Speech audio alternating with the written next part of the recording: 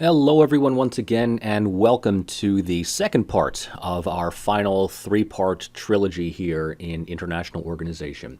And this lecture will focus on the rather conflicting relationship between human rights, humanitarian intervention, and the search for justice. Now, I am recording this lecture on Friday, the day after Thanksgiving. By the way, I hope you all had a very nice and relaxing Thanksgiving holiday. And you're ready to tackle the last 2-3 weeks of the semester. So I apologize in advance for only getting this out this late in the week. Mainly because I want to focus on this discussion for our Monday class. So I know that you don't have a lot of time to go over the material, but even if you don't read through the entire chapter of KMS, definitely avail yourself of this lecture before our Monday class, because I think that there's a lot of material here that can produce some points of discussion, some debates, some conflicting issues that we can work through together as a group. So without further ado, all right, let's jump into some of the material here. And like the topic on conflict resolution, I'm basing the core of this material from the textbook, but I'm taking a little liberty here or there to provide a little bit more of a coherent set of talking points, right? I know the textbook can be very reference-driven, and I would like to really think more critically about a number of issues. And I think that this can really provide some good material, not only for your upcoming reading evaluation, but material that can help you answer one of the three big questions for your final exam. And so when we talk about human rights and humanitarian intervention and, of course, the search for justice, we are framing this within the larger context of international law. And like conflict resolution, we can devote an entire class to this stuff. I mean, just the amount of literature produced within this subfield is absolutely enormous. So for us to cover it within one lecture is not going to do anywhere near giving it any justice. And we can obviously talk more about this in my spring class on the United Nations. But suffice to say, for now, right, our understanding of international law is itself somewhat ambiguous because while there are understandings of universal principles and there are codified international laws on the books, it fits once again with one of our primary understandings of this class, and that is international organizations, international institutions, are only as effective and meaningful as the member states that make them out to be. So when we discuss ideas of how things should be in the world, and we realize how things actually are, right, it's sort of a beginner's fault to note how limited or how irrelevant many of these international laws happen to be if there, is a state or two powerful enough to ignore them, violate them, do whatever they want. And yet, at the same time, it's important to note the development of international law that began with, I guess, really a series of common laws or understandings that shaped how one should conduct diplomacy, right? And this is really the beginning of, the modern international statecraft around the late 18th, early 19th century, sort of, gentlemen's agreements between diplomats. And this was really more or less the vocation of a handful of powerful European states, and then, the United States after it won its War of Independence. The transition away from normative towards more legally empirical can be really found in things like the Geneva Convention and the Declaration of Human Rights. Right? The Geneva Convention, in so many words, is an understanding that non-combatants in wartime should not be targeted. So there was a clear distinction between enlisted soldiers and civilians. And an invading army should avoid targeting civilians, burning down, villages, killing people left and right. In addition to that, once soldiers from the other side have surrendered, it is really the moral obligation of the capturing army to provide food, medicine, and quarter to these captured soldiers. Because at the end of the day, right, they're all human. And even though war might be a necessary evil, mankind is in a position to decide how evil, how unjust these wars have to be. So if soldiers, if armies, if national armies have the ability to do so, they should be able to provide some kind of humanitarian care for captured soldiers, with the understanding that if they were captured by the opposing army, the same treatment would be given to them. The larger and more open Declaration of Human Rights, comes in the years following the Second World War, which, when we place it on top of the First World War, we note just the untold amount of human carnage that was enacted on humanity. And some kind of united principles, some moral guidelines needs to direct and shape the future of international development, international institutionalism. The Declaration of Human Rights is one of the main pillars upon which the United Nations rests. So just with these basic understandings alone, right, we come to see how, international relations, international studies, global studies, institutional studies, right, they're all based on a series of moral principles, right, a certain set of fundamental liberal rights that are entrusted to every human. As such, as more liberalist ideology enters into the general discussion of international relations, we find that more and more war, while not entirely eradicable, is a crime, right? War is a crime, especially when innocent civilians, innocent lives are lost. And it is therefore the imperative of major states, if not even more so, influential organizations like the United Nations, to prosecute, individuals who committed crimes against humanity, either on the losing side or even on the victorious side, right? We need to we need to emphasize that, if war is unavoidable, we can do our damnedest to make it as difficult as possible to enact. But even when war breaks out, there needs to be certain norms of conduct, right? In the same way that, let's say, you go into like a boxing match and the referee is there saying, all right, look, the goal is for one side to knock the other side out, but there are certain codes of conduct. There's certain rules that you need to follow, right? No hitting below the belt, no sweeping the foot. If the other side gives in, throws in the towel, waves the white flag, you need to immediately stop, right? And because of the carnage that has emerged in the last century alone, things like genocide, ethnic cleansing, mass murder, war crimes, these things need to be addressed at the international level, which is the reason why we've had international tribunals like the Nuremberg trials or the specially designed International Criminal Court for the former Yugoslavia, right? So perpetrators of violence and murder in civil wars, in transnational conflict, may run the risk of actually being arrested and put on trial, for not just the larger crimes against humanity, but to see if whether or not war crimes, if certain violations of these international norms that are constantly growing, have been committed. Right? The goal here is to make war unprofitable and highly consequential if one state is going to wage it. So with all of that said, there's some opening points that I want to address. And rather than phrase them in questions, I feel that it's better to just simply point them out as inconvenient truths. I like just kind of giving these things sort of harsh and acid to you all because these are the realities that we face, not just in 2020, but really over the past 30 to 40 years.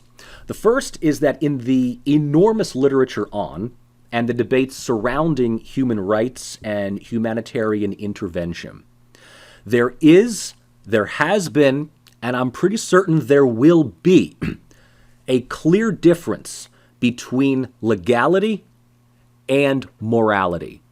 And this is, if you get nothing else out of this lecture, this is the one thing I want you to really take away.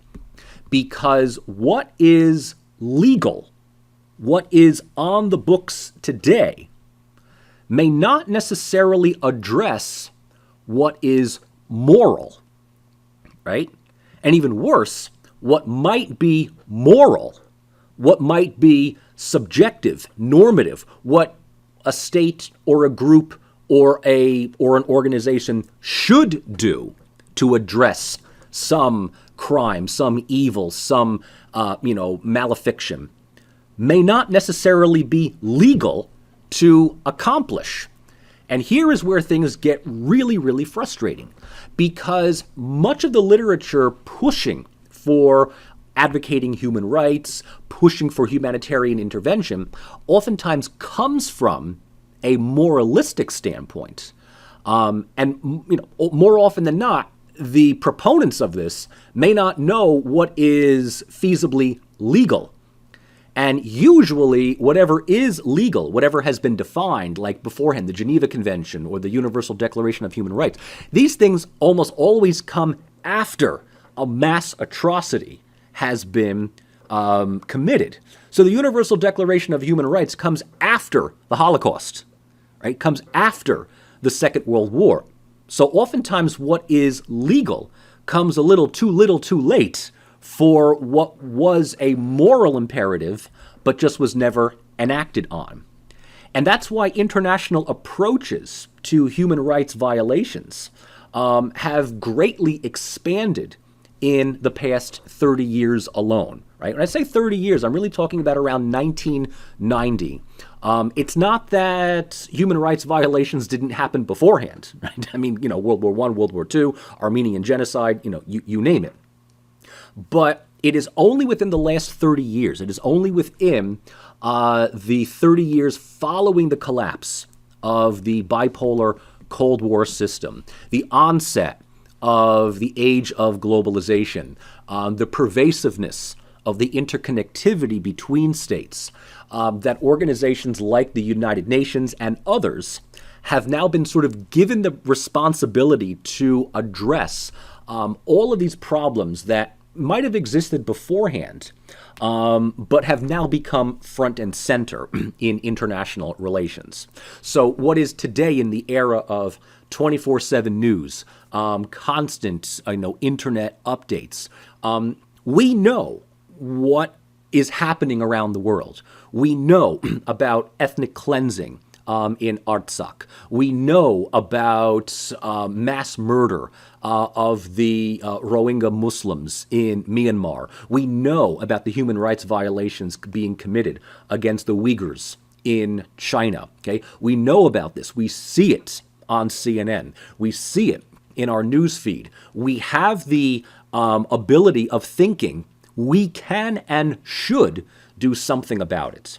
Whereas, 100 years ago or more, you knew about the Armenian genocide, but it came to you, in newspaper articles, in magazine reports, usually days or weeks after the crime, the atrocity that you just read about was already committed. So it's sort of a done deal type of thing.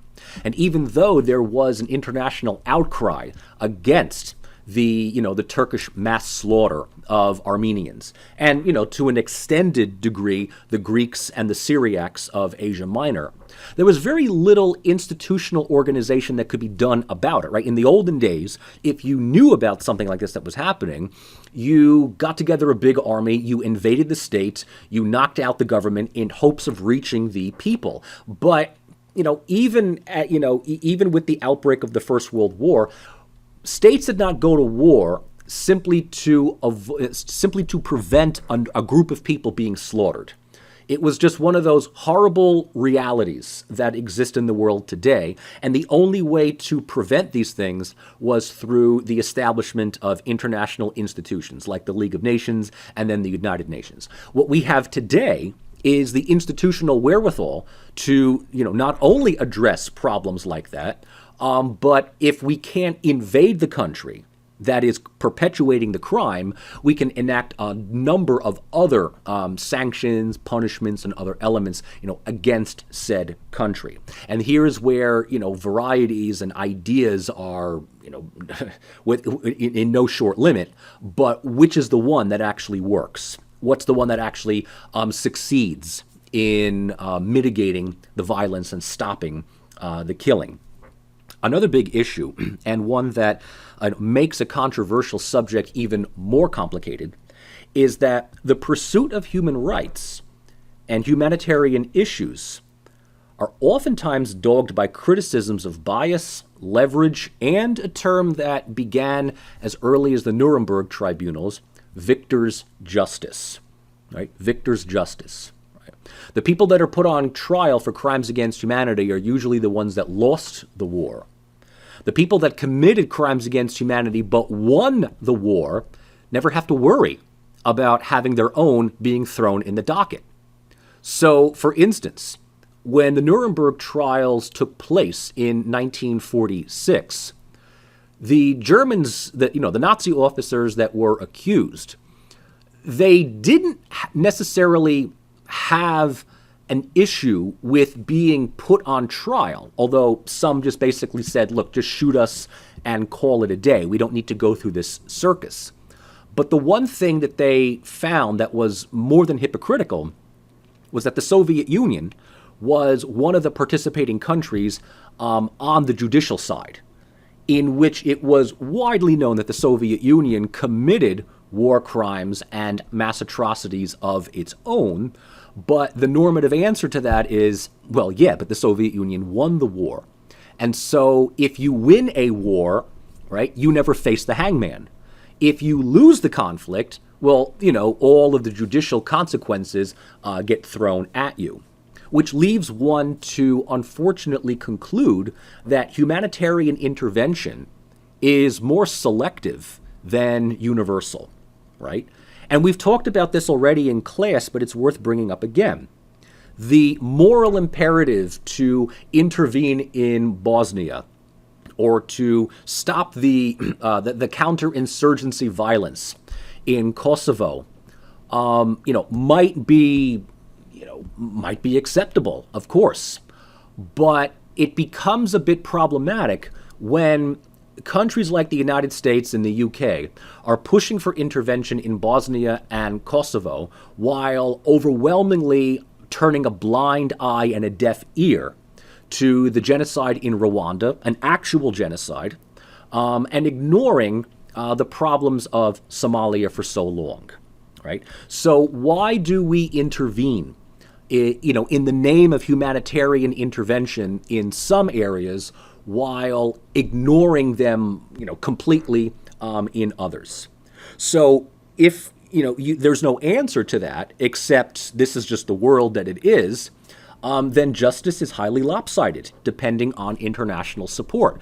And, the realists who have been arguing since day one never, ever, ever, ever introduce ideology into foreign policy, because every country's got an ideology, and every country's ideology is, conveniently geared to make their country look morally superior to everybody else. So leave ideology at the door, because ideology is just going to drag you into unnecessary conflicts and wars that you really don't need to be in. If we've already ignored that, and people are intervening for the sake of some kind of moral principle, the realists will then say, well, yeah, we're intervening in some areas because they're more strategically of interest to us than others. Bosnia and Kosovo are in Europe. Rwanda, Sudan, Somalia, it's in Africa. Africa is, unfortunately, more expendable than having this happen in Europe. And even when a crisis is prevented, mass atrocities are addressed, the perpetrators are, arrested and thrown into some international docket. We also find that this is the moment where the moralists are thinking, all right, we're going to have the book thrown at these people, right? We're going to lock them up, throw away the key, never see the light of day ever again. Unfortunately, judicial rulings tend to be, more often than not, ambiguous and oftentimes unfulfilling, right? We no longer will find certain people guilty of crimes against humanity and then hang them the next day, right? So, a few of the high-ranking Nazi officers in Nuremberg were found guilty. Some were sentenced to, life in prison. Others were sentenced to death. We don't do that anymore. So the people that committed mass crimes against humanity in the former Yugoslavia, in Rwanda, in Cambodia, worst case scenario is that they're given maybe a 30, 40-year prison sentence, which, depending on their age, they probably will not live out. So they spend the rest of their lives in jail. Sure, that's all fine and good. But, for committing mass murder in this day and age, you only get 40 years. These guys are getting off better than the Nazis at Nuremberg. And what's also unfortunate is that some war criminals are diplomatically attached to the right countries that don't want their allies being found guilty.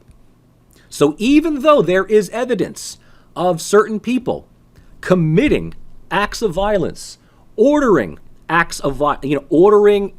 that violate human rights on the ground, because they were seen as strategic allies of the United States or France or the UK, they either get off with a slap on the wrist, they're acquitted, the trial is thrown out because of conveniently lack of evidence, or if some of them actually are found guilty and convicted and sentenced to 20, 30 some odd years, suddenly the verdict is overturned on in the appeals court, and a lot of these individuals walk out of the tribunal and come home to a hero's welcome, and the victims find themselves completely just completely ignored.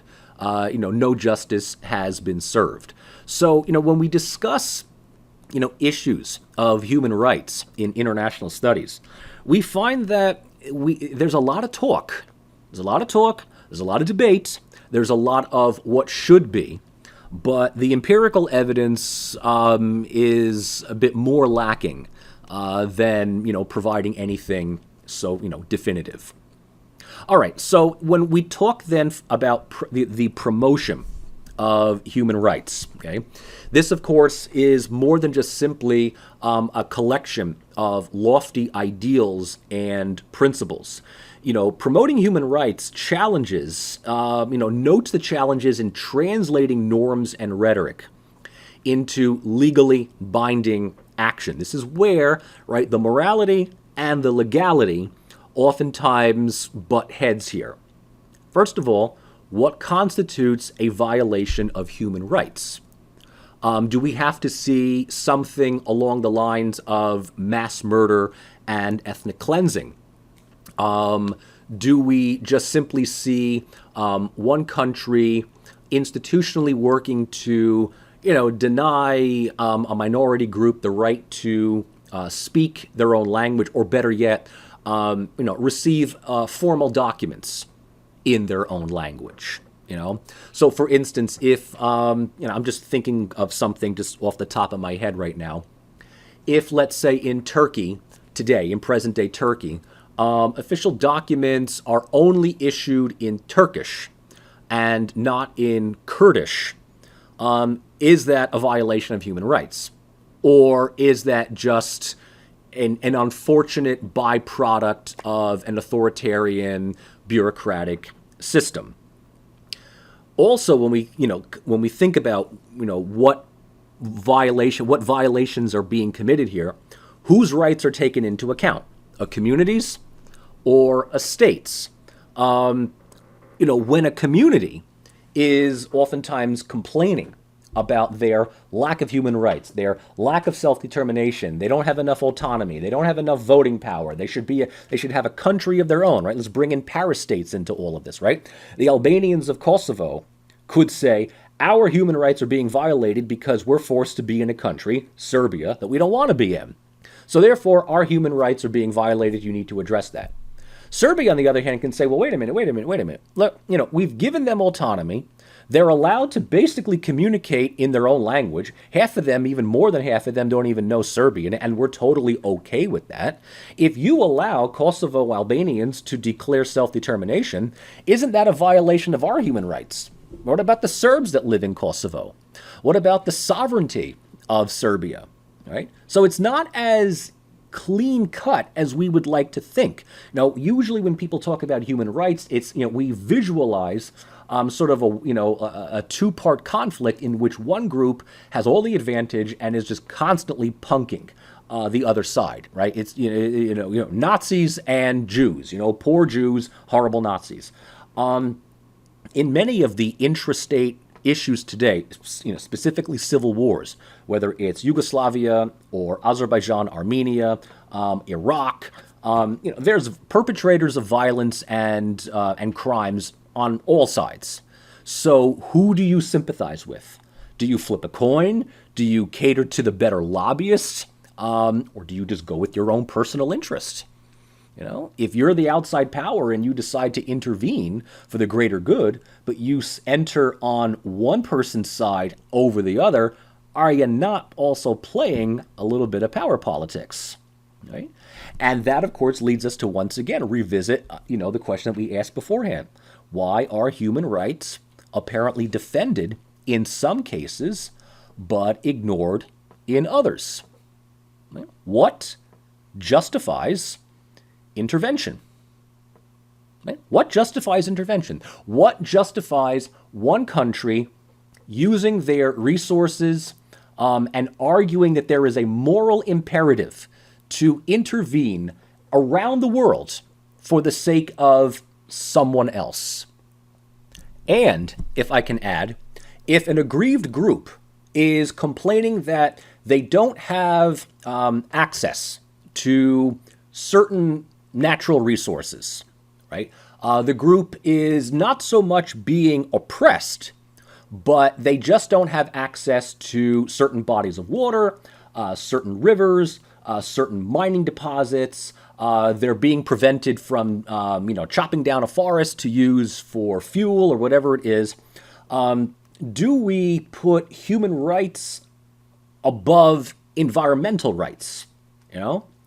Like, we could tell Brazil to stop, with the rainforest deforestation, right? We can tell Brazil, no longer. As a matter of fact, Brazil, I'll tell you what, we're going to designate the Amazon rainforest as international territory, right? You cannot be trusted to preserve this because of your pursuit of wealth, your desire for, additional, living space, suburban development, whatever. You may think that that is a human right.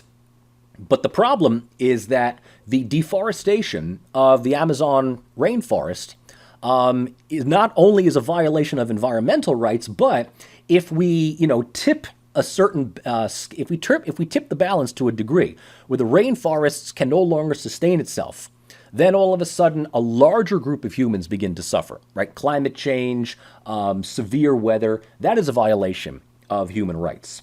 So even here, right, we oftentimes think, human rights are being violated by, we're being jailed, we're being killed, we're being expelled. No.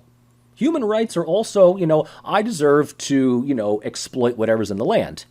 States can say that, right? It is a human right. It is our moral imperative, right? And when was the last time the right of the environment took precedence over that, right? You can tell Turkey, no, you can't drill for oil in the Mediterranean. No, Russia, you can't drill in the Arctic Circle. No, the United States, you can't chop down, the Alaskan, natural forest or whatever it is for, fracking or whatever it is, right? So, what do we promote? And when do we promote it? Finally, what is actually done to promote and defend, sorry again for the typo, defend human rights? Again, we talk about, we're very good at raising awareness. We're raising awareness about, violations and, afflictions against people around the world. But what feasibly can be done? Do we pressure states to stop persecuting certain people? I mean, can China be pressured to stop persecuting the Uyghurs? I mean, our track record of, stopping them harassing the Tibetans has been horrible. And if you think, well, China's too powerful, what about Myanmar? All right, the Rohingya Muslims are basically driven to the point of near extinction. Myanmar is not a powerful country. It's a small little country in Southeast Asia. We could totally push them over and say, hey, cut the crap, right? Or what about with Turkey? Do we want Turkey to continue oppressing its minorities? I mean, Turkey is guilty of multiple genocides in its history. Now they're going after the Kurds. What feasibly can be done? We can talk in classrooms about what should be done, but on the diplomatic front, what can really be done? Some of these states have powerful allies. Some of these states are just simply geographically too remote for any one country to really do anything about. The United States has to, if they really wanted to address the problems of the Rohingya Muslims in Myanmar, would have to militarily organize. And are we interested in engaging another country, like we've been doing for the last 20 or so years in Afghanistan or Iraq? And have we solved the humanitarian crisis there? Or have we just made it worse? Right? So what feasibly can be done? This I'd like to use, for a little moment to talk about the role of morality.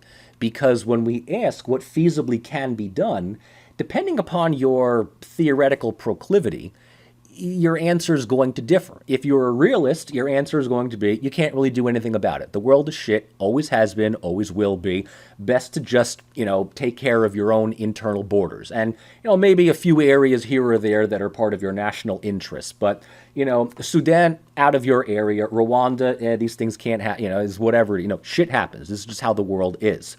And ultimately, whether you're a realist or a liberalist who says we got to do something about it, the idea of morality has always been more so the vocation of states than, anything else. Now, I've already said before that realists are very hesitant to talk about morality in the international field for one very simple reason. If there is nothing higher than the state in terms of authority, then any state, strong or weak, really does not have the leverage to exert its own morality on the international stage. You might be able to do that regionally if you're a powerful country, and we call them empires in that sense. But unless you take over the entire planet, you're not going to get everybody to think the way that you do. You're not going to get everybody to abide by the same moral principles. And, if you're trying to do this, who's to say that there's another country that isn't doing the exact same thing? And a lot of times, realists will argue, the outbreak of war has a lot to do with conflicting ideas of morality. So subjective interpretation kind of gives you that that casus belli to pursue conflict around the world. And if the goal is to mitigate the amount of wars that you are in and use it only for defensive purposes, well, then once again, leave morality, at the door, right?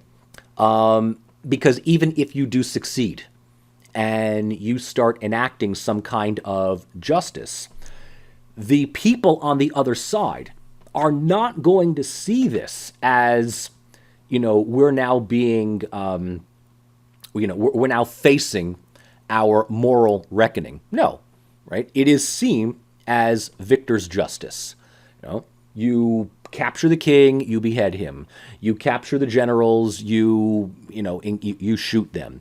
You enslave the population, you take the resources, you punish them, right? Even as recent as the end of the First World War, the justice that was enacted at the Treaty of Versailles, I'm just using Germany, I'm not even talking about the other countries, right? As far as France and the UK were concerned, this was justice being enacted for all the crimes committed by the German state from the First World War. And the idea is that the Germans would, eventually see the error of their ways. Well, if your parent throws you into your own room without asking why whatever happened, conflict resolution, negative peace, the parent doesn't want justice, they just want quiet. Are you going to, and your parents are going to say, go to your room and think about what you did. Are you really going to be like, yeah, you're right, I was wrong? No, you're going to stew in your own juices. You're going to get angry about it. And you're going to start convincing yourself that what you did was right, but you just lost the argument and it's victor's justice. And that's exactly how Germany saw the peace terms of 1918, 1919. Okay?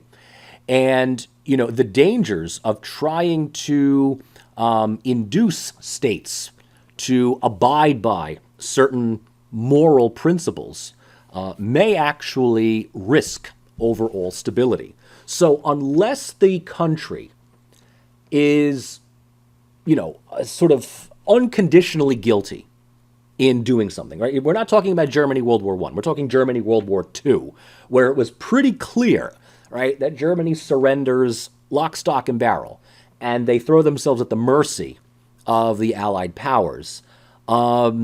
If the country is still able to kind of stand on its own feet, the government survives, its own ideology survives, but you're now pressuring it to engage in certain different moral principles, they're going to only react against it. That's really the point that the realists are sort of saying here, is that, look, self-righteousness is shared by all. And look, no one declares war really in the name of aggression or expansion, right? You don't just do that just because. You wage war for some other purpose, a purpose that is, by and large, beneficial to your own state and your own people. So, anything could have some legal justification. And what's even more so is that those powerful states that are able to get away with intervening on humanitarian principles oftentimes use that as a little candy-coating outer layer to mask ulterior motives and interests. Even if you are at the losing end of intervention, it's not lost on people that when countries like the United States decide that we're going to intervene in Iraq to, save the people, America doesn't care about the Iraqi people. America cares about Iraq's oil. It cares about Iraq's resources. It's the reason why we didn't care about Rwanda. Rwanda doesn't have anything, right? Sudan doesn't have anything. So you're either resource rich or you're geographically expedient.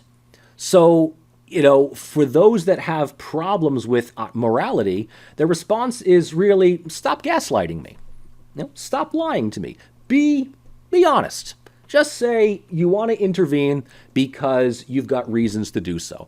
I'll actually feel better in knowing that you're being transparent, as opposed to coming up with this ridiculous idea about human rights are important. Because you're going to intervene in one country for the sake of humanitarianism, you're going to have to do it everywhere. And that's another reason why realists are very, very loath to support moral interventionism. Liberals, on the other hand, have no problem with this ambiguity. Right? They really don't care that much about it, right? Liberal theory, right, which is based on, the principles of universal rights of man, the stuff that, life, liberty, and property, right? It's very philosophical. It's very optimistic. It's rooted within the writings and the thinkings of the Enlightenment, in which, there is a moral responsibility of the international community to ensure basic principles and standards of living. And even though these enlightened states don't have the power, and some cases don't even have the leverage to intervene everywhere, the fact that even if they intervene in one country while letting 9 others go about their way, the liberalists will say, we saved that one country. right? Better one than none, right? So it's the responsibility of enlightened states, right? States that practice principles of liberalism, states that are, for the most part, democracies. It is their right to punish and, if necessary, engage with rogue states that violate these principles. Hence the reason why there are, a number of cases in the last 30 years alone in which the United States, but not just the U.S., other countries, but the U.S. has been at the forefront of it, in justifying intervention, even if we are intervening in a country that has no real threat to our security. Right? There's no real threat to our overall security. That, intervening in Kosovo does nothing. Intervening in Afghanistan really does nothing. Intervening in Iraq, even more so, does nothing. You want to talk about security? United States could and should intervene in North Korea, but we're not going to. Intervene in Saudi Arabia, but we're not going to. In fact, if Joe Biden was told that you can only intervene in North Korea or Saudi Arabia, Biden would more often than not more likely intervene in North Korea than Saudi Arabia, because Saudi Arabia is an ally of us. Even though Saudi Arabia is one of the biggest supporters of global terrorism around the world and is one of the most repressive countries in the world, it has some strategic value to us. We will not intervene there. North Korea, security threats, much more of a security threat. So liberalism has absolutely no problem playing around with morality. And when you tell them, well, you can't use morality everywhere, the liberalists will say, yeah, but I can use it where I do use it, and that's got to be good, lesser evil type of thing. Another way of looking at this is, and this was kind of a throwaway term in the textbook, and I was really kind of upset that KMS didn't expound more on this. The idea of social constructivism, right? Social constructivism.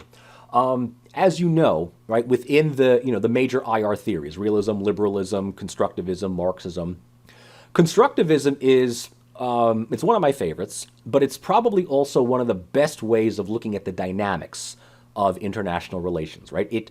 Constructivism examines how states perceive others, right? Specifically with identities, certain ideas and norms and values and identities in the world. But in this case, social constructivism is a type of applied constructivism.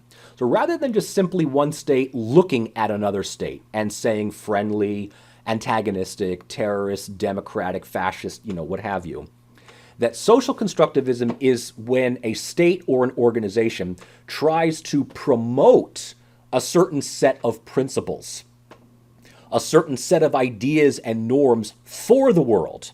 So it's even more bold than liberalism. Liberalism is, one state intervening in another on behalf of some greater good. Social constructivism is, before we get to actual physical intervention, the larger states, like the U.S., the more influential ones, if they have enough leverage at the international level to sort of establish policy, establish collective feelings of how the world should be, then it might actually get states to conform to those principles, right? If we can shape the international system to embrace normative principles of human rights and social welfare, and if we can sort of codify them into a number of laws and agreements like the Geneva Convention and the Declaration of Human Rights, well then it creates a precedent for other states to uphold these principles. They have a responsibility to uphold these principles, and if they don't, they're seen as non-cooperative players, right? They're seen as self-interested defectors, right? So you don't even have to really engage with them. You just have to find out, like the United States is doing under Trump, right? The United States pulled out of the Paris Climate Accord, and that automatically makes us a bit more problematic, right? Well, not because we did anything specific. We just pulled out of the Paris Climate Accord, and everybody's looking at us saying, oh my God, Like, what the hell's the matter with you? Like, why can't you abide by meeting, bare bones minimum environmental regulations? To which the United States responds by saying it's not economically feasible. So, does this happen in the international arena? Yes. The European Union uses the Copenhagen criteria, is actually a really good idea, right? All of those Eastern European countries that want to join the EU, they need to abide by a certain set of principles. Certain moral principles. You want to get into our club, you have to change around your policies. Now, yeah, you could say that a lot of these countries just kind of mask it and make it look like they're doing it, whatever. But even there, the idea is social constructivism creates a universal model for what, of promoting human rights, of humanitarian principles and universal laws, which means that the realists, ideology is really just, proposed by the powerful country. But if you can get some of these proposals to embed themselves at the international level, well, not bad, not bad. We do see this with the United Nations. We see this with Amnesty International. We see this with the European Union. We see this with the Geneva Convention, right? We begin to create sort of a global identity with global values and global norms, which means that, liberalism is kind of winning out, but it takes social constructivism to go beyond these lofty principles. All right, fine. But still, there's a lot of ambiguity. All right, there is still a lot of room for interpretation, especially when an issue is framed as both a human right and a transnational law, right? This goes back into morality versus legality. So the first, the human right, usually precludes the second. Right? So one example that was brought up early on in the textbook is the issue of prostitution, right? Sex work. Is this is prostitution a human rights violation, or is it a legal profession? And, proponents and opponents, will argue one way or the other. So people who want to criminalize prostitution will say that it, fetishizes people, specifically predominantly women. There is a high degree of exploitation. Prostitution may be a more user-friendly word than sex trafficking, right? So it is a human rights violation that prostitution exists. And then on the other side of the coin, you've got people that are saying, well, look, if prostitution as a profession is a consciously decided profession that someone wants, all right, someone wants to actually become a prostitute to make money, or they're really good at it. I mean, I don't really know. We're talking like real developed countries that are doing this. Well, then it's not a human rights violation. It is a human rights violation to deny them that job. So we ought to differentiate between sex-trafficked prostitution and legalized, institutionalized, unionized prostitution. And even though, and even there, right, the proponents of prostitution are going to say, look, it's the world's oldest profession. Saying that it's a crime is not going to make it go away. So you might as well try to make it safe, regulate it, unionize it, give them a healthcare plan, whatever it happens to be, right? So again, what is at stake here? The morality or the legality? Another example of ambiguity is the question over who should be protected and how they should be protected, right? Again, what takes precedent, the state or the aggrieved group? So let's bring back one of the discussions that we did last week on parastates, right? And people that support parastates, those that recognize certain parastates, will make the argument that the people who live there are entitled to rights of self-determination. They fought for their independence. We fought for ours. Why should we not help theirs? Secessionism doesn't come often, but if certain laws and are violated and human rights are abused, these people cannot go back to living in a certain state. The problem is that you can make that argument the other way around. It's just like, look, They may have fought for their independence, and they may have been aggrieved, but they also engaged in terrorism. They also killed innocent people on the other side. So do we reward militancy by giving them an independent state? We might be able to call for regional autonomy. We might be able to introduce policies of power sharing, but we keep the state's borders intact. Right? So here again, human rights are ambiguous depending on what side of the argument you're in. I know a little bit more about Kosovo than other parastates, and I can tell you those that are in favor of Kosovo's independence, more often than not, stick their fingers in their ears whenever someone brings up crimes committed by Albanians towards Serbs or other Albanians. All right? And I've been in academic conferences where I've had people with PhDs who are far more secure in their academic profession than me look at me and either A, call me a Serbian sympathizer, or B, say, well, they just needed to do what they had to do in order to get their state. And I'm thinking, okay, well, we're no longer engaged in empirical arguing here. We're just engaged in, I like my side, so fuck you. Right? Okay. And once that happens, well, yeah, morality is morality, but, hey, there's a lot of things that I wish were in the world today as well. But, it can't be, right? It sort of can't be here. And I guess the other element, the final thing about the ambiguousness is that the power of ideas, which, the UN is very good about talking about ideas, and proponents of human rights around the world, particularly a lot of these NGOs, right? The power of ideas are great. You can have great brochures, great marketing, great YouTube channel. You can be a, skilled orator in talking about what should be done, but these things may not be enough to persuade some states to comply. You can talk about all the violations that are being committed in Turkey, and the Turkish government is not going to be persuaded to change their mind. The Chinese government, the North Korean government, the Russian government, the Burmese government, right? It's not going to happen. It is not going to happen. States are either too powerful to be persuaded, or, as I've said, they know that they are not going to really be pressured because they have friends in all the right places. Okay? They have friends in all the right places, or, even better, if it is a state that is pushing for some kind of moral change, they just don't have the diplomatic leverage in the area that they want.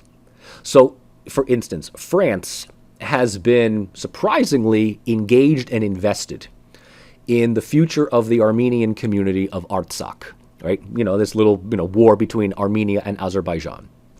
And I'm reading the news here, and France is coming close to recognizing the independence of Artsakh. Now, what they recognize might be, up in the air, considering that Artsakh has now been, greatly reduced in territory. But even if they don't recognize, and the French are calling for, some moral imperative, some moral protection against the Armenians, France can say what they want, but they don't really have any leverage in the region, right? The countries that do is really Russia and Turkey. And so if there's going to be any leverage, any sympathy given towards the Armenian civilians, well, it ain't going to come from Turkey, I'll tell you that much. So we're left with Russia basically deciding what will happen. And Russia's decision to intervene in Artsakh comes only after both sides bloodied themselves almost to the point of a stalemate. So Russia just kind of steps in and becomes the kingmaker under the guise of humanitarian intervention. But if you know anything about Russian foreign policy, when Russia engages in a country outside of its own borders, they do so for their own self-interest. Russia's involvement in Serbia over Kosovo, in Ukraine, in Syria, and now in Azerbaijan, you know that Putin is going to come out the kingmaker in this. He always does. So again, the power of ideas, hey, that's one thing. The reality on the ground and what the states that are able to do with that reality, and it's something entirely different. And more often than not, once again, the stuff that is morally right gets ignored, right? It never leaves really the comment sections. All right. So, what international organizations work in addressing and identifying and upholding human rights and humanitarian intervention? The textbook, I think, does a rather good job of dividing it between IGOs, the international governing organizations, and the NGOs, the non-governing organizations. Within the IGOs, I think the United Nations stands paramount. It's one of the big things that the United Nations was founded on, and a number of its, sub-level institutions, committees, organizations like the Human Rights Council and the International Court of Justice work exclusively in upholding, defending, promoting, and expanding issues of human rights. To a lesser extent, but one that definitely should be mentioned, is the European Union. And this really comes out, again, when Eastern Europe begins to apply for membership. And while the Copenhagen criteria was really a way of harmonizing these comparatively deficient countries with the level of economic standards and development of the West, there's a lot of political and there's a lot of ideological baggage that comes with that, right? These countries have to be liberal democracies. They have to, treat their minorities, with some modicum of respect. They have to uphold certain principles. And even if this is just little more than rhetorical for the application process, it kind of shows you how important these things are. It's actually in the NGOs that we get a little bit more activism, right? IGOs are policy. NGOs are activists. And whether it's Human Rights Watch or Amnesty International, these are groups that are actually able to go where IGOs can't. They don't need a formal invitation to operate within a country. They oftentimes will send, their workers, their operatives, their members into the local communities to provide more fact-finding missions here. And I want to just kind of mention in a little bit more detail what the UN and Amnesty International does here. So we'll begin with the UN. And these are things that we will certainly address more so next semester. The United Nations, as I've been saying, is one of the primary organizations that upholds basic legal principles and human rights. They are also there to sanction countries that are in violation of these human rights. Now, it goes, more than just simply being sanctioned and condemned at the Security Council. If that happens, right, you've got other sub-level organizations, particularly ECOSOC, that could effectively sanction a country, withhold economic investment, pull out of various cooperative agreements. And then, of course, the International Court of Justice remains open to this country being taken to its court for judicial mediation.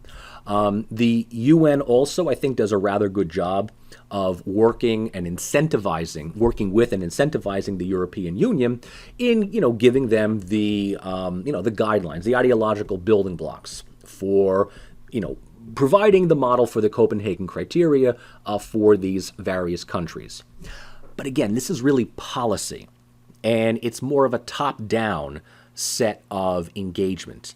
It's at the NGO level that we can actually do, in my opinion, more good, more damage, if you really, want to, go that way.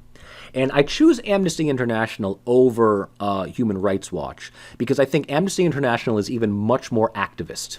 AI, it's got its problems, don't get me wrong here, but the thing that I like about Amnesty International is that it's a private group without any connection to governments. And they feel that they have the right to go where human rights violations are being committed, regardless. So they're not just going to go to the troubled hotspots that the UN will point out and the stuff that makes it past the Security Council. But Amnesty International will also go into Western democracies, right? AI is an equal opportunity scrutinizer, right? That's kind of the thing that I like. AI will issue reports every year about the current levels of human rights development in every country and territory around the world. So whether they're needed or not, right? If you want to find the Amnesty International report on Finland for 2019, right? It's out there. And I can only imagine it's a one-page document saying everything's going relatively cool here. Not bad. But Amnesty International not only reports on human rights violations in Iraq and Syria and Afghanistan, they'll also report about the increased police brutality against, American citizens. So what I like about AI is that because they are at the grassroots level, they don't have the power to enact any real policy change. So Amnesty International cannot sanction like the UN does. And it certainly cannot force certain, people, groups to the International Court of Justice. That's, again, the UN. But what Amnesty does is it provides a current snapshot of every country and issues it in their, annual reports. And what this does is indirectly influences and affects businesses, financial organizations, other NGOs of commerce and communication to shape their relation with the target state. So, for instance, if Amnesty International writes about human rights abuses and rampant corruption in, Ivory Coast, just coming up with think of a country quickly.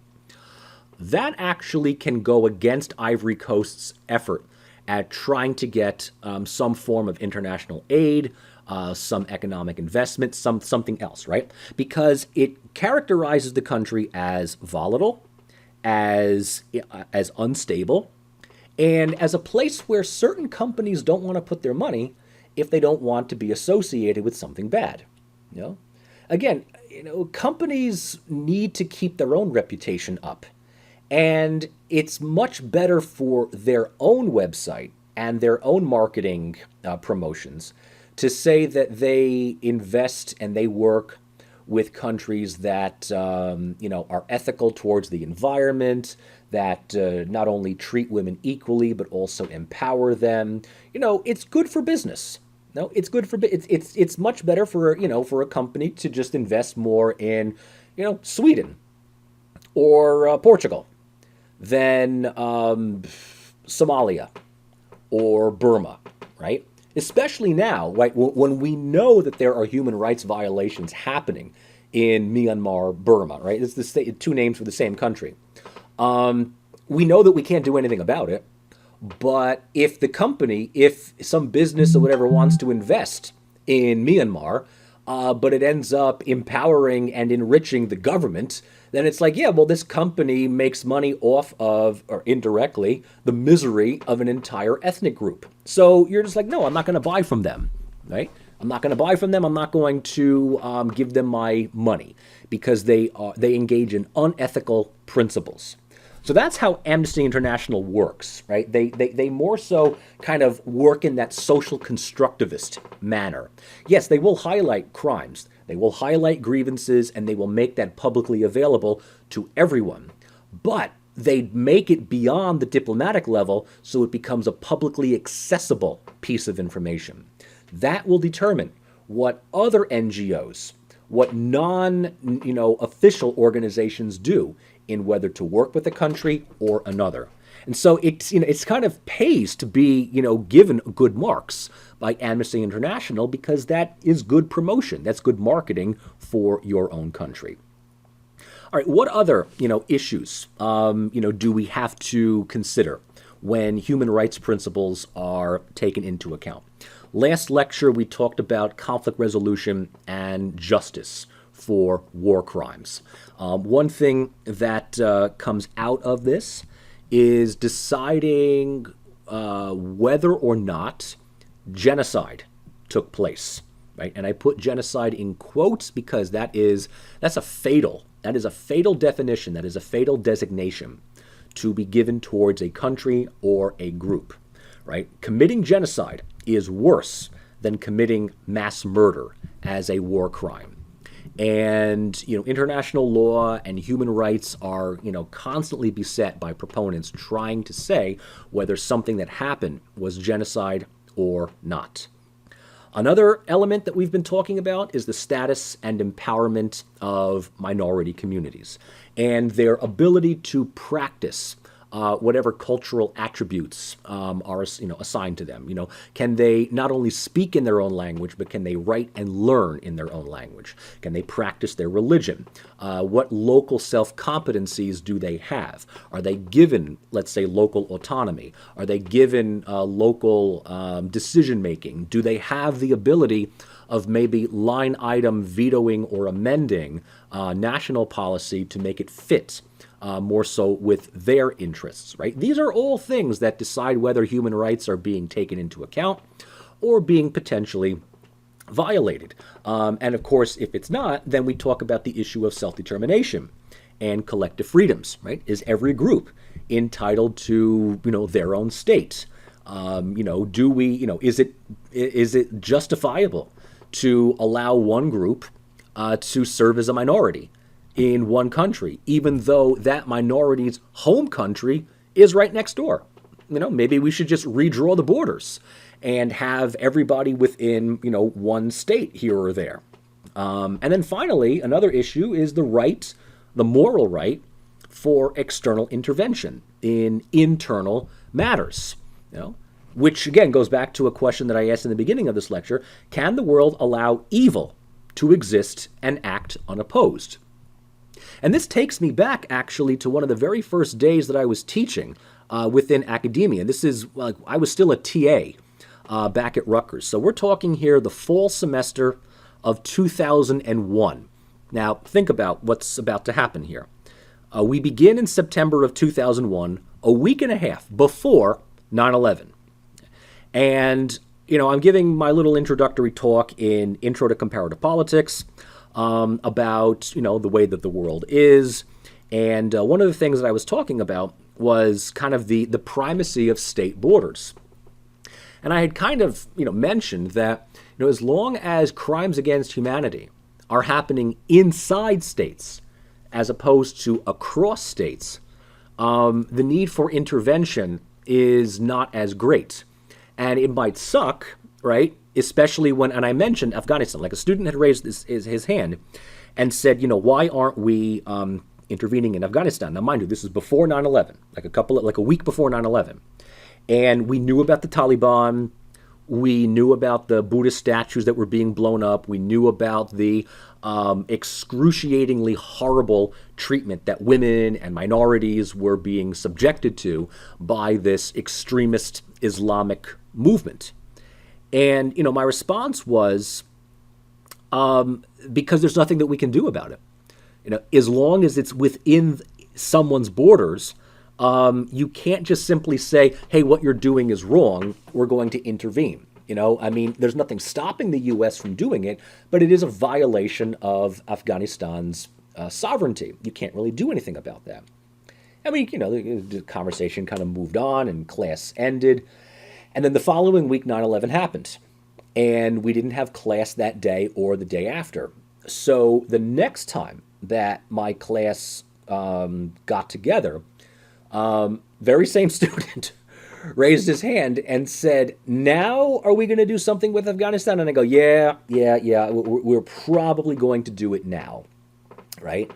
The thing is we only intervene once a major act of terrorism happened. But there are people that are saying, even if it's inside a country's borders, if people are dying, if people are starving, if they're being subjected to all acts of oppression, do we not have, in this day and age, the moral right to address and stop evil? And the answer to that is you might have the moral right to do so, but you don't have the legal right. And again, if you decide, screw legality, I'm going in defense of morality, well, then you better have one hell of an army, because you're going to have a lot of places around the world to intervene in. You can't just go into one area because you're sympathetic towards these people. You got to go everywhere else. And trust me, you're going to run out of supplies and money very, very fast. Also, if we're going to talk about human rights, if we're going to be talking about upholding principles of international law, who decides and who arbitrates? Officially, the closest thing that we have to a world court in this matter is the UN-designated International Court of Justice.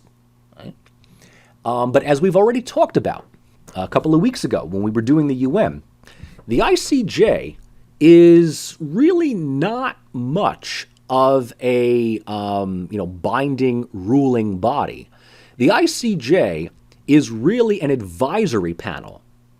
When it passes a sentence, when it passes a decision, the ICJ does not have the ability of implementing and enforcing that. The European Court of Justice within the EU does, but that's because that is one of the things that all EU members sign up to do, where the EU Court of Justice does have that ability. The ICJ, on the other hand, does not. And one very good example of this was when Serbia took the issue of Kosovo to the ICJ in 2009. Right? The government of Serbia decided, this is going to be great. We're going to really take America's unilateral foreign policy to task. And we're going to ask the ICJ, was Kosovo's unilateral declaration of independence legal? Right? And Serbia was hoping that the court would come down in their favor and say, no, it wasn't, because unilateral declarations are problematic, right? They violate state borders. So it was about a year or so where you had proponents, backing Serbia, others backing Kosovo, this, that, the other thing, right? And the United States is saying, Albanians need their own state, oppression, human rights, blah, blah, blah, blah, blah. The other side is saying, well, what about the Kurds? What about the Tibetans? What about the Abkhazis? What about these people? What about that people, right? And at the end of the day, the ICJ comes out with a ruling, right? More or less a decision. And true to form, right, it is unbelievably ambiguous and pleases everyone and no one at the same time. The ICJ's ruling on Kosovo was that its unilateral declaration of independence was, ready for this, not illegal. Kosovo's UDI was not illegal, simply because there is nothing on the international legal books today that prohibits a territory from unilaterally declaring independence. Okay? Now, that was automatically met by the Albanians as a victory, saying, yay, we're a state. The ICJ says, hey, hang on, I'm not done reading my verdict. Okay? Before you start running out of the room celebrating, hang on a second. The ICJ said Kosovo's UDI was not illegal simply because there's nothing currently on the books that makes unilateral declarations legal. However, there is no reason why states have to recognize UDIs. There's nothing stopping you from declaring independence, but it is up to the individual states to decide how serious you are. So, in this, if I wanted to declare our classroom an independent state, apart from Long Island University, from New York City, from the United States, there's nothing stopping me from going onto YouTube and saying, hi, I'm Mike Rossi. I am now the Lord and Master of Library Learning Center Room 406, or whatever the room was, right? All right, I am now an independent state. That's it, right? And here's the thing. The rest of the world can be like, yeah, okay, you're a lunatic. And that's where the ICJ kind of comes down on. If it's not on the books, they can't and they won't argue what's moral and what's not. The ICJ said, look, you can make whatever argument you want about the moral imperatives for Kosovo becoming independent. You can talk about the long sought after justice that Albanians have wanted for their own state.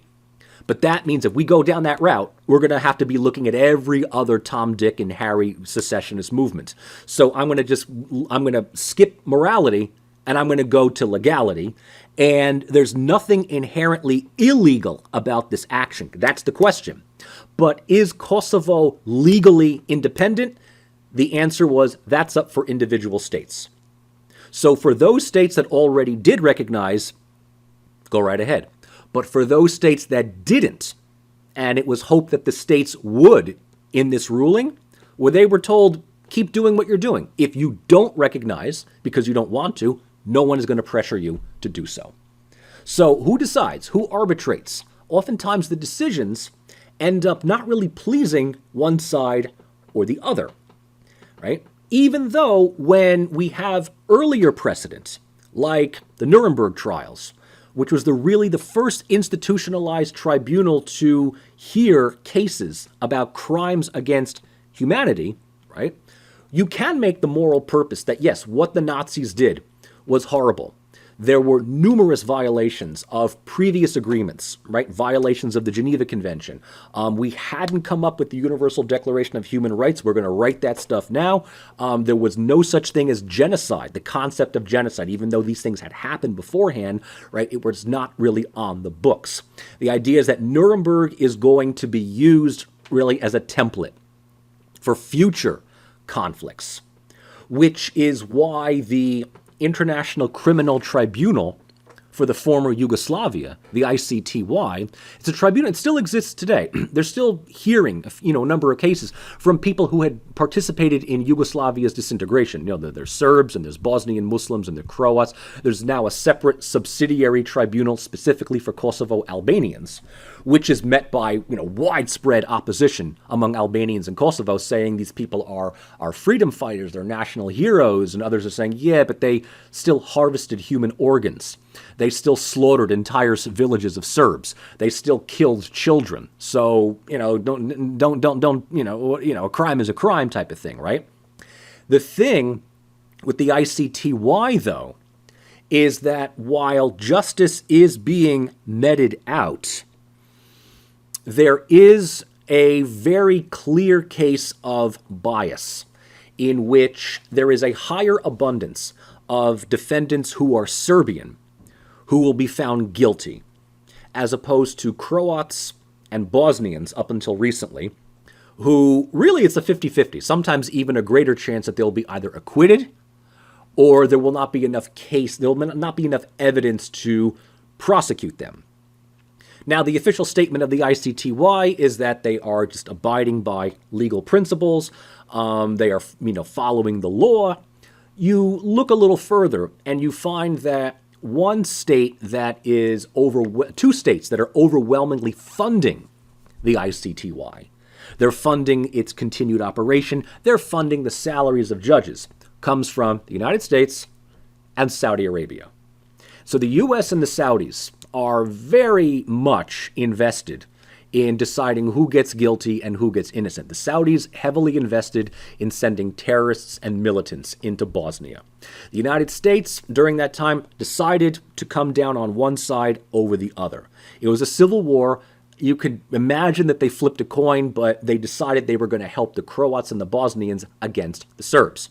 So they're not going to then sit there and see some of the people that they paid, trained, and allied with in the 90s now be found guilty of crimes against humanity. So, yes, the legal parameters might work, but there's people behind the scenes arbitrating and influencing to the point where within Serbian circles, there's this dark humor about the ICTY that when you enter the tribunal, right, you are innocent until proven Serbian. And once you're proven Serbian, well, you're given, the book is, basically thrown at you. And, and finally, when we talked about Amnesty International, they think that they do a good job, right? They think that they promote all of this stuff, but who really pays attention to it? Maybe some businesses, maybe some other NGOs, but do official, diplomatic relations, are they really affected? Again, not at the official level. Indirectly, yes. Again, AI does, a relatively good job, but not at the official level. Usually the unofficial. And taking this into, some final thoughts here. Right? When we talk about human rights violations, humanitarian intervention, the application of international law, we have to kind of go back to our first lecture on conflict resolution and examine the necessary ingredients for reaching a more positive peace, right? And that goes beyond just simply conflict management, but reaching reconciliation, right? What we call meta conflict, right? After conflict. And that is identifying the potential conflict over what the actual conflict was about. What were the reasons beyond the actual fighting? What were the underlying issues? What was the reason for the conflict? The grievances of Group A against Group B, of Group B against Group A. This brings in, once again, our need to address Edward Azar's model of a protracted social conflict. When we do this, what's on the books, right? What legal parameters, what legal precedents enter into the discussion to shape our idea of justice, reconciliation, and peace building? This, again, leads us to revisit a question that we talked about one or two lectures beforehand, and that is not only what is brought up in the negotiation process, but what can feasibly be brought up. What can be actually brought up on a legal basis. And if you want peace, that's one thing. There's a lot of stuff you can do to just make peace. Or are you seeking justice? If you're seeking justice, does this involve looking into the perpetration of war crimes? Does this mean bringing up war crimes tribunals that will prosecute individuals for abusing human rights? And if this justice seeking, if this pursuit of human rights risks undermining efforts at peace, well, that might help explain why a lot of these things don't happen immediately after the conflict. Because if we simply want an absence of war, sometimes you have to let the violators of human rights live a few more years. So for instance, the war in Kosovo happened in 1999, right? It happened for about 3 months. Kosovo did not unilaterally declare independence for almost a decade later, in 2008. The so-called founding fathers of the Kosovo parastate were many of the militant leaders, some would even say terrorists, war criminals, that perpetuated the violence and the conflict in 1999. And a lot of these founding fathers were close allies and partners with the United States, right? They're very pro-American. They love the U.S. State Department. And the United States has gone to great lengths to promote these individuals as freedom fighters, not as terrorists.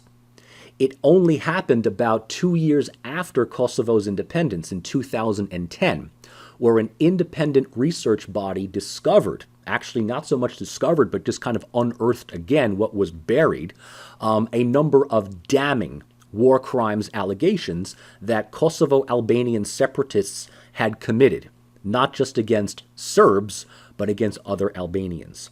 Among a litany of grievances, terrorism, drug trafficking, sex trafficking, rape, wanton violence of against civilians, was this macabre incident of organ harvesting, where prisoners were captured by the Kosovo Liberation Army, brought to this do-it-yourself hospital on the Albanian border, and their organs, their body organs, were surgically removed, many of them while the people were still alive, and sold on to this illegal organ trafficking market. I mean, this is like the stuff of a horror movie. And when this was initially brought up, this was, routinely damned in Kosovo Albanian society. The United States went to great lengths to ignore and downplay that.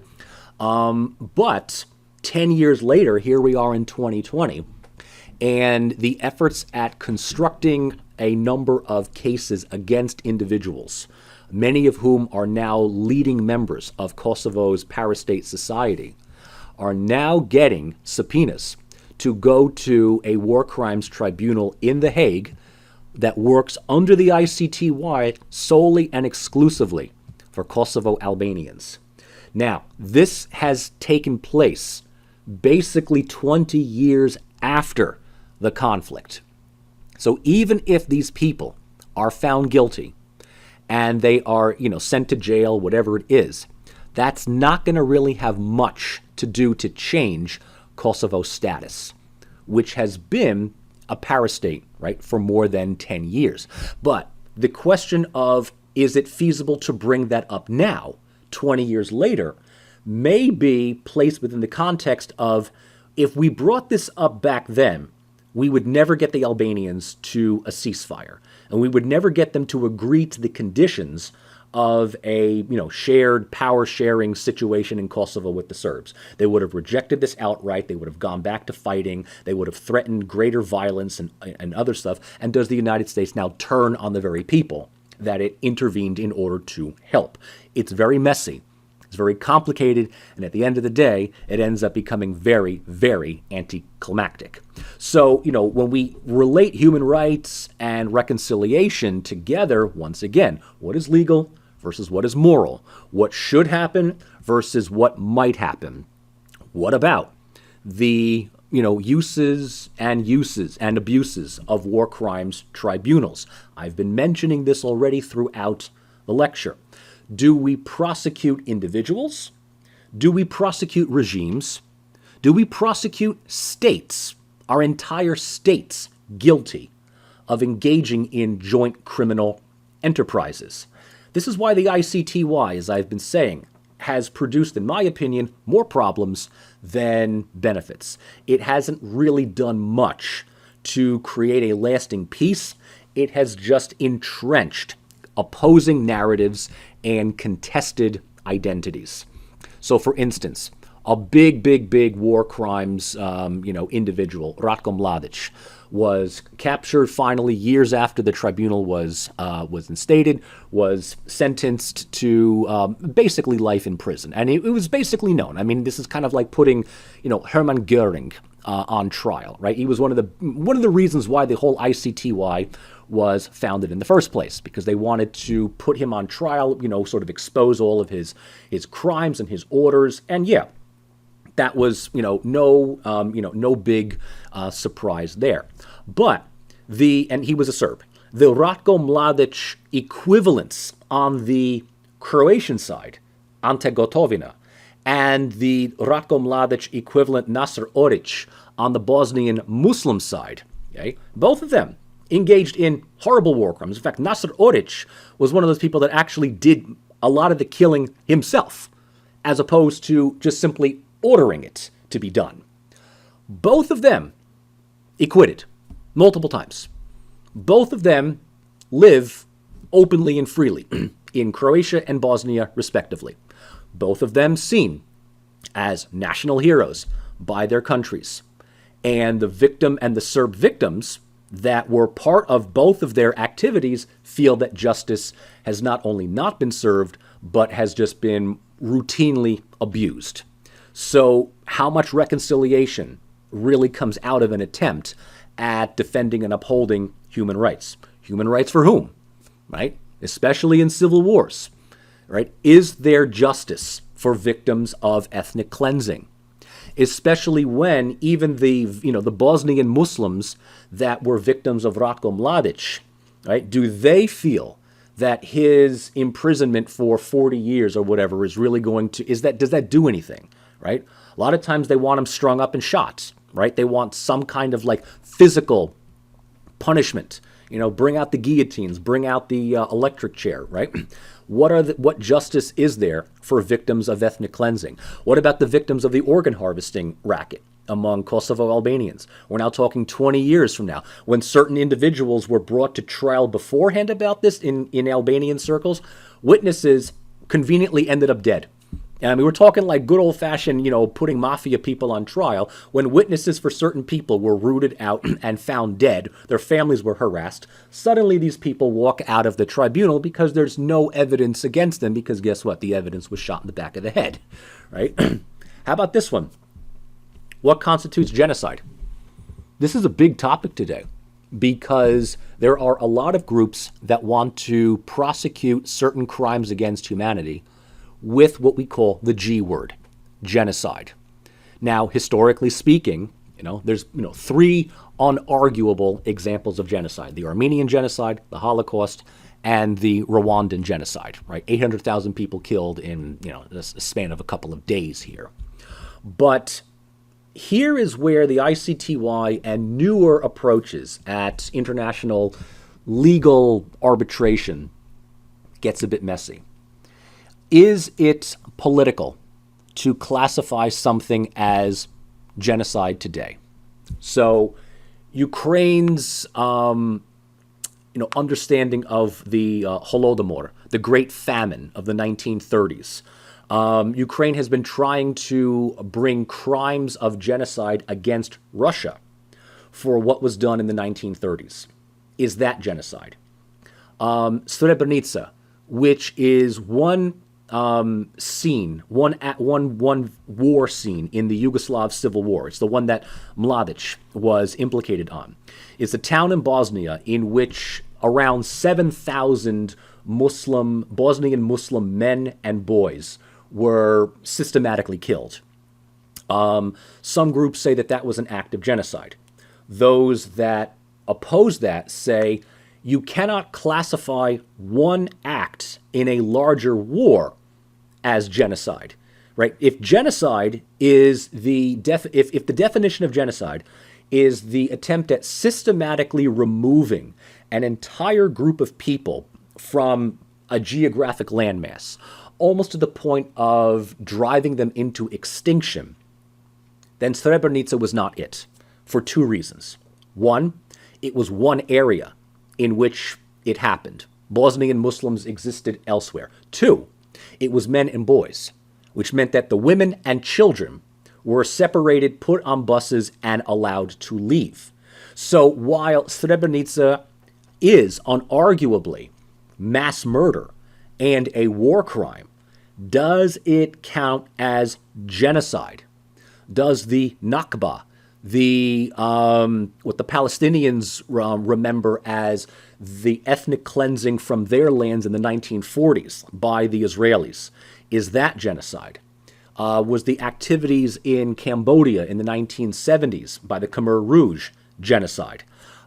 Is the oppression of the Rohingya Muslims in Myanmar today genocide? Is what we in the United States committed against the indigenous populations, the Native Americans, is that genocide? Right? You can make the arguments, but no one wants genocide, because guess what? Genocide puts you in the same league as the Nazis, as Auschwitz, right? And once something is labeled genocide, then the victims of that genocide can sue for reparations, can sue for monetary reparations, land reparations, all sorts of stuff. Being convicted of a mass murder, of a war crime, is one thing, but genocide, no one ever wants that. And the use of the word and having it being thrown around all the time by one group over another. Albanians in Kosovo want to accuse Serbia of committing genocide in Kosovo, even though Albanians outnumber Serbs 9-1. But they want it to be known that they're survivors of genocide. So once you start throwing this word around too liberally, it becomes way too politically charged, right? Especially when so many countries resist being perpetrators of genocide. Serbia resists, Croatia resists, Turkey, since the Armenian genocide, goes out of their way to not only downplay, but to deny that genocide took place. Myanmar, Sudan, I mean, look, let's be honest here. There are multiple states that have committed mass murder, right, along the lines of what could be counted as genocide. Croatia was one of the biggest Nazi allies in the Second World War, had their own death camps, had their own Auschwitzes, right? Did they commit genocide? Very much so. But they have not accepted it. Germany is the only country, to my knowledge, that has accepted its responsibility in the Holocaust. And Germany has gone through decades of reconciliation, of atonement, to the point where, they've kind of come out on the other side saying, we've paid our dues. But Germany only acknowledged this because they had no choice. I mean, the country unconditionally surrendered at the end of the Second World War. So it's kind of hard to deny when you've got so much documentation. But no other country is going to, unless they are forced to, acknowledge their role in genocide, because it is a very, very ignoble position to take. All right, so to wrap this up here, and things that we can certainly talk about in our ongoing class lectures here, I hope that this little crash course in human rights and the pursuit of human rights has kind of sparked your creativity, especially when we note once again the differences between what is legal versus what is moral, right? Those that are constantly criticizing the limits of the legality of intervention, the reason why people are not doing anything, are usually proponents of morality, right? And what is legal oftentimes comes only after a moral imperative has been missed, right? So the whole never again after the Holocaust, sort of prompts people to, take action in Bosnia. Why we miss Rwanda is, a different story, but the whole genocide, the whole never again thing comes only after the Holocaust, only after the Armenian genocide. So people who are on the moral side are usually those that are pushing the discussion to expand the legal parameters for intervention and the moral reason for those interventions. Okay? And look, another thing for us to consider, some of the worst perpetrators of human rights violations, they avoid justice. It is very rare that the person who designed genocide faces a tribunal and then all of a sudden is hanged for their crimes.